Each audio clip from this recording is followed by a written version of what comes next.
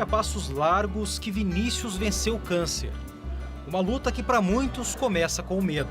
Foi um susto, eu nem sabia nada, mas todo mundo falou que era normal, que não precisa se preocupar, que tua mãe tá contigo, falaram tudo isso. O diagnóstico de anemia plástica severa veio aos 10 anos de idade.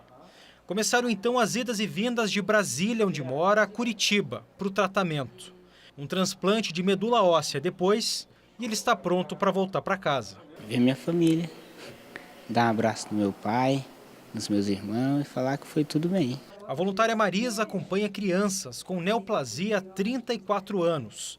Viu muitas coisas mudarem, para melhor. As crianças hoje se sentem mais à vontade por causa do tratamento, né?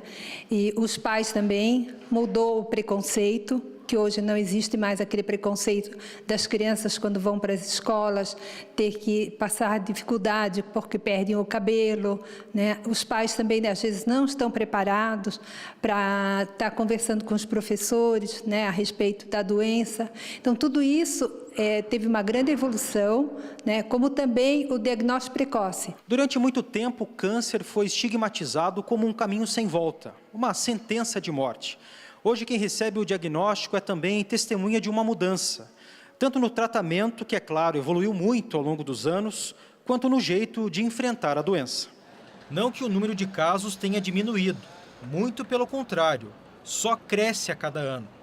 Foram as possibilidades que aumentaram. Quando a gente pega as curvas de incidência, a gente vê que esses números eles não têm uma regressão tão importante. Em muitos dos casos, eles ainda continuam aumentando. O problema é que, ou a solução, na verdade, é que a grande parte desses casos que estão sendo diagnosticados em fases mais precoces.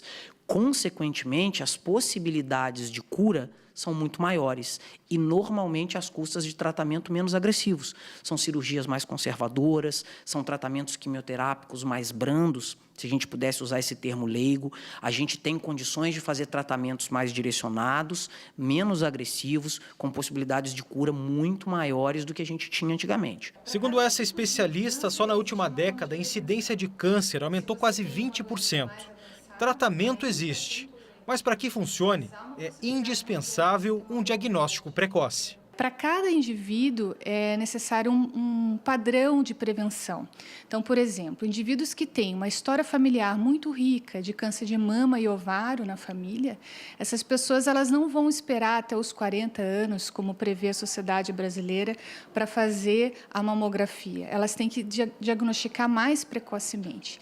Então, elas têm sempre que buscar fazer os exames pelo menos 10 anos antes da data em que a pessoa mais jovem da família foi acometida pela doença. E foi graças ao diagnóstico precoce que Cecília sobreviveu ao câncer de mama. O tratamento é duro.